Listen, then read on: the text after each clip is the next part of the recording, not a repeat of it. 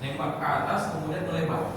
Nah, itu baru azan subuh. Nanti kurang lebih 1 jam, kurang lebih 1 jaman, 1 jam 10 menit atau kurang lebih seperti itu baru terbit matahari. Nah, jadi waktu subuh itu dari terbit fajar sampai terbit matahari, ya kurang lebih kita asumsikan 1 jam. Kurang lebih ini tidak salah jam digital, kan azan subuh Pak, azan subuh kan dia bunyi, gitu ya. Jam digital ini lebih akurat ya. Digital kan dia pakai waktu otomatis. Azan subuh kan dia bunyi. Nanti kalau ada Bapak Ibu yang zikir di sini setelah salat subuh, yang mengaji di sini, nanti dia bunyi lagi kan waktu kedua. Itu namanya waktu terbit matahari. Kan 2 kali bunyinya ya, bunyi subuh satu azan, kemudian ya yang nunggu masjid, kemudian bunyi lagi kan. Bunyi yang kedua itu namanya terbit matahari. Jadi waktu subuh itu Pak, antara bunyi pertama sampai terakhirnya bunyi kedua. Waktu subuh itu jam digital ini bunyi deh. Jam digital itu bunyi waktu azan subuh dia bunyi. Kemudian nanti 1 jam kurang lebih dia bunyi lagi. Ini namanya terbit matahari. Rentang sholat subuh waktunya dari terbit fajar sampai terbit kurang lebih 1 jam berarti. Nah, itu waktu sholat subuh. Nah, waktu sholat subuh di Indonesia itu menjadi polemik dalam artian karena memang ketika ada yang melakukan penelitian, apakah sudah ketika kaum muslimin azan, apakah fajar shadiknya sudah terbit? Nah, itu pertanyaannya. Di daerah Semarang ada salah satu kenalan, dia memang sengaja naik gunung bukan untuk wisata. Dia naik gunung Pak, bukan untuk wisata, malam-malam naik gunung, tapi untuk melihat fajar shadik ini. Ternyata sampailah dia di dataran yang tinggi saja, tidak mesti gunung-gunung yang tinggi sekali tidak, tapi cukup tinggi, cukup bisa melihat ufuk. Kalau bahasanya kan di timur itu apa? Ufuk timur, ufuk barat. Di tempat penghujung pandangan habis ufuk. Dia sengaja naik dan dia dapatkan di situ kampung-kampung di wilayah dataran tinggi tadi sudah pada azan. Kalau azan kan apalagi subuh kan menggema sampai ke atas gunung terdengar.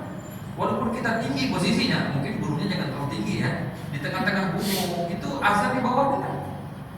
Subuh pada azan bergema. Sudah pada azan, saut menyaut, banyak masjid sudah pada azan. Hampir seluruh masjid sudah pada azan, hampir seluruhnya.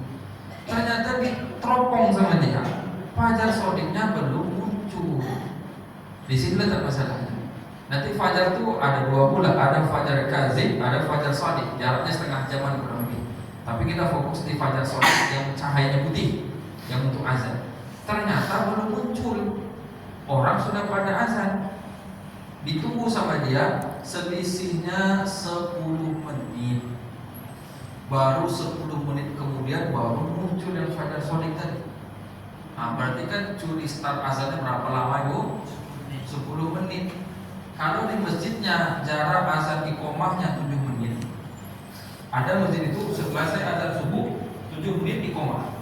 Berarti dia pas sholat, berarti kan belum masuk waktu sholat subuh. Bisa dipahami? Kalau belum masuk waktu sholat subuh, namanya sholat fajar, bukan sholat subuh, sholat sunnah fajar. Tidak bisa disebut sholat subuh karena sepakat ulama seluruh mazhab syarat sah sholat harus masuk waktu sholat. Di Pekanbaru waktu zuhur 12.19 tidak boleh sholat zuhur jam 12, tidak boleh. Belum masuk waktunya, belum azan. Sama kayak tadi. Karena selisihnya 10 menit. Baru terbit fajar shadiq, sementara 10 menit yang lalu sudah pada azan. Apalagi yang iqomahnya 7 menit. Berarti dia sholat subuhnya berarti kan belum masuk waktu subuh. Azan saja belum boleh, dia mana sholat subuh? Karena kapan boleh azan? Timbul fajar shadiq, terbit dia baru boleh azan subuh. Tunggu nanti iqomahnya tergantung kesepakatan masjid berapa lama iqomah. Tunggu pula imam ada. Itu bebas. Berapa waktu azan iqomah ini Ustaz? Itu rapatkanlah di masjid. Tapi intinya kita minta masuk dulu waktunya baru azan. Paham sampai di situ Bapak Ibu sekalian? Yang ingin saya sampaikan pesannya, masuk dulu waktu azan secara hadis Nabi dan kesepakatan para ulama baru azan. Setelah itu kapan waktu azan iqomah Ustaz? Itu rapatlah pengurus masjid. Setelah waktunya. Bisa dipahami? Tapi jangan sampai azan belum waktu azan. Itu guna kita pelajari. Subuh yang sekali. Jangankan di Indonesia, tadi di Semarang, di Mekah Masjidil Haram itu kan kiblat dunia. Haji umrah itu kiblat dunia. Ada seorang ulama di sana memastikan ketika di Masjidil Haram sudah mulai azan, dia memang cari pada pasir yang tinggi. Dia cek, ternyata masih kecepatan, tapi alhamdulillah selisihnya cuma semenit 2 menit, tidak riskan. Berarti kan lebih dulu Masjidil Haram azan semenit 2 menit maksimal, kurang lebih semenitan baru muncul, baru terbit fajar sholat. Tapi kan semenit 2 menit tidak signifikan, masih bisa ditutupi dengan azan yang suaranya panjang. Karena orang azan sampai 5 menit azan ada pak, sampai 5 menit azan bisa lah ditutupi dengan panjangnya azan 2 menit. Tapi kalau 10 menit itu kan terlalu dah. Kalau tidak salah saya Muhammadiyah, saudara-saudara kita di Muhammadiyah tidak salah menetapkan apa itu ya, tentang masalah 10 menit. Coba cek beritanya di Google. Mereka menetapkan itu, mereka menghitung itu juga. Ternyata kecepatan kalau tidak salah 10 menit. Saya baca berita kesepakatan majelis taklim dari Muhammadiyah, mereka juga melakukan pantau itu. Ternyata iya, kecepatan azan. Coba baca berita di Google saja, kecepatan azan subuh misalnya dari waktu fajar sore itu saya pernah lihat beritanya. Itu kurang lebih. Ini waktu sholat. Itulah guna kita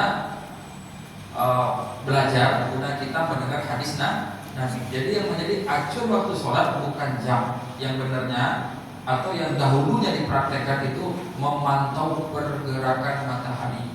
Boleh nggak pakai waktu azan? Jawabannya boleh. Zaman sekarang kan untuk mempermudah seperti jam kita bunyi deh. Nah, itu ya, itu untuk mempermudah karena zaman sekarang kan susah pantau matahari. Nah, sudah banyak rumah, sudah banyak gedung, kita susah. Boleh tidak mengacu kepada waktu digital? Jawabannya boleh untuk mempermudah kaum muslim itu bisa masuk berarti. Itu saja mungkin. Wallahu a'lam. Wassallallahu ala nabiyyina